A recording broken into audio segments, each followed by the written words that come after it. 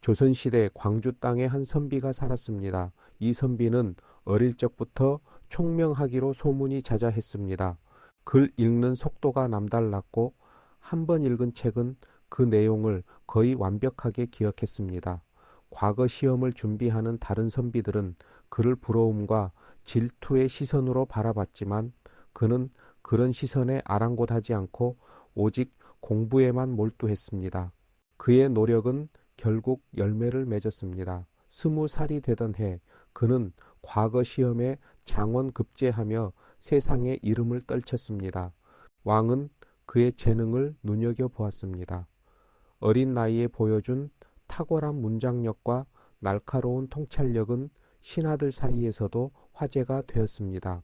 왕은 그를 궁으로 불러들여 직접 대화를 나누었고 그의 학식을 높이 평가했습니다. 이후로도 왕은 자주 그를 불러 정치에 대한 조언을 구했습니다. 그는 왕의 총애를 한몸에 받으며 승승장구했습니다. 조정의 선배 신하들도 그를 인정했고 그의 앞날은 창창하기만 했습니다. 그러던 어느 날 일이 벌어졌습니다. 그는 갑자기 궁에 나오지 않기 시작했습니다. 병환이 났다는 소식이 전해졌지만 왕은 걱정이 되어 어의를 보내 진찰하게 했습니다. 어의가 돌아와 전한 말은 충격적이었습니다. 선비가 정신이 온전치 못하다는 것이었습니다. 말을 알아듣지 못하고 혼자 중얼거리며 웃고 울었다고 합니다. 이 소식을 들은 왕은 크게 낙담했습니다. 천재 선비가 하루아침에 미치광기가 되었다는 소문이 조정에 순식간에 퍼졌습니다. 사람들은 여러 가지 추측을 쏟아냈습니다. 어떤 이는 과도한 공부가 화를 불렀다고 말했고 어떤 이는 명성이 부담이 되어 정신이 나갔다고 수군댔습니다. 하지만 그가 미치기 전 마지막으로 궁에 들어갔던 날 그를 본 내시가 있었습니다.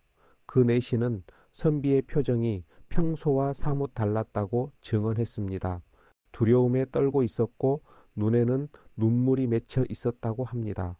과연 그는 왜 미치광이가 된 것일까요? 사실 그가 미친 데는 결정적인 사건이 있었습니다. 그는 왕의 총애를 받는 신하였지만 동시에 백성들의 고통을 외면하지 못하는 선비였습니다. 어느 날 그는 왕과 단둘이 있는 자리에서 중요한 상소문을 올렸습니다. 그 상소문에는 백성들을 괴롭히는 탐관오리들의 실명과 그들의 비리가 적나라하게 기록되어 있었습니다. 그는 왕께서 이 상소를 보고 단호히 처벌하리라 믿었습니다. 하지만 왕의 반응은 예상과 전혀 달랐습니다. 왕은 상소문을 읽고 나서 오히려 그에게 화를 냈습니다. 탐관오리들은 대부분 왕의 측근이거나 왕실과 연결된 인물들이었습니다. 그들을 처벌하는 것은 조정의 안정을 해치는 일이라고 왕은 생각했습니다. 왕은 선비에게 그 상소를 철회하고 입을 다물라고 명령했습니다. 하지만 선비는 물러서지 않았습니다. 그는 백성들이 굶어 죽어가고 있는데 어떻게 침묵할 수 있느냐며 왕에게 간곡히 호소했습니다. 왕은 더 이상 그의 말을 듣지 않았습니다. 오히려 그를 위협했습니다. 만약 이 일을 밖으로 새면 목숨을 보장할 수 없다는 말까지 했습니다. 선비는 충격에 빠졌습니다. 자신이 그렇게 존경하고 따르던 왕이 정의로운 군주라고 믿었던 왕이 부정을 덮으려 한다는 사실을 직면해야 했습니다. 그는 궁을 나와 집으로 돌아오는 내내 넋이 나간 사람처럼 걸었습니다. 그날 밤 그는 모든 것을 깨달았습니다. 이 나라에서 진정으로 백성을 위한 정치란 존재하지 않는다는 사실을. 왕의 총애는 조건부였고 그의 재능은 왕의 뜻에 순종할 때만 가치가 있었습니다. 그는 자신의 배움이 결국 왕의 권력을 유지하는 도구에 불과했다는 자괴감에 빠졌습니다. 이 깨달음은 그를 산산조각 냈습니다. 다음 날 아침 그는 거리로 나가 미친 척 연기하기 시작했습니다. 그는 울고 웃고 옷을 찢고 머리를 풀어 헤쳤습니다. 사람들은 그를 불쌍히 여겼고 어떤 이들은 비웃었습니다. 하지만 그의 진짜 목적은 따로 있었습니다.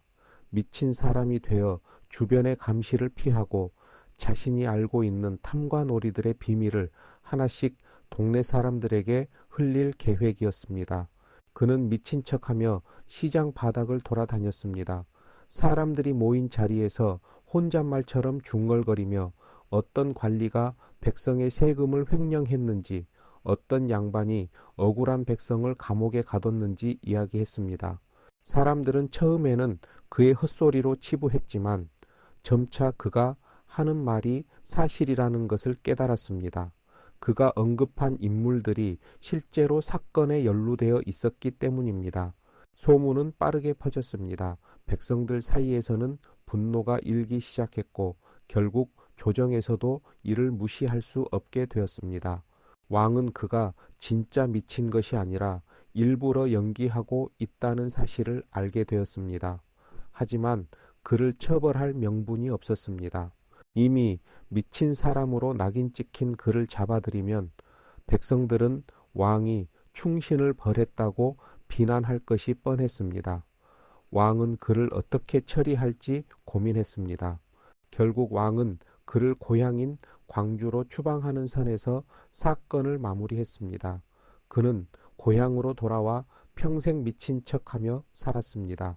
가끔 정신이 맑을 때는 혼자 책을 읽기도 했지만 누군가 찾아오면 바로 미친 척 연기를 시작했습니다. 그는 자신의 지혜를 이용해 권력의 부당함을 고발하는 데 평생을 바쳤습니다. 그의 이야기는 세월이 흐르면서 전설처럼 전해졌습니다. 어떤 이는 그가 진짜 미쳤다고 믿었고 어떤 이는 그가 일부러 미친 척했다고 주장했습니다. 하지만 분명한 것은 미치광이가 되어서야 그는 자신이 진정으로 원했던 일을 할 수 있었다는 점입니다. 조선시대 한 선비가 미치광이가 된 이유는 단순한 광기가 아니었습니다. 그것은 부패한 권력 앞에서 자신의 신념을 지키기 위해 선택한 마지막 저항이었습니다. 그리고 그 저항은 오늘날까지 우리에게 질문을 던집니다. 진실을 말하기 위해 우리는 얼마나 많은 것을 희생할 수 있을까요? 그 선비의 선택을 우리는 어떻게 평가해야 할까요? 아마도 그 답은 각자 마음속에 다르게 자리 잡고 있을 것입니다.